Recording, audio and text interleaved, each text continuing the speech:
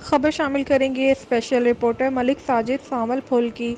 Multan division سے احتجاج، تمام ڈرائیور اور گھریلو ملازمین اور دیگر مزدوران اپنے حق کے لیے میدان میں اتر آئے۔ ان کا کہنا ہے کہ مہنگائی روز بروز بڑھ رہی ہے۔ مہنگائی کی وجہ سے ہمارے گھروں کے چولہے ٹھنڈے ہو گئے ہیں۔ پیٹرول، آٹا، گھی، چینی، دال اور دیگر اشیاء کی قیمتوں میں اضافے ہو رہے ہیں۔ ہماری تنخواہوں میں اضافے کیوں نہیں کیے گئے؟ حکومت پاکستان سے اپیل کرتے ہیں کہ ڈرائیور، ملازمین، مزدور طبقے کی تنخواہ بڑھائی جائے۔ All Pakistan driver and labour union کے صدر مہر مختار احمد سرگانہ کا کہنا ہے کہ مزدور طبقے کی تنخواہ کم سے کم 40,000 روپے ہونی چاہیے۔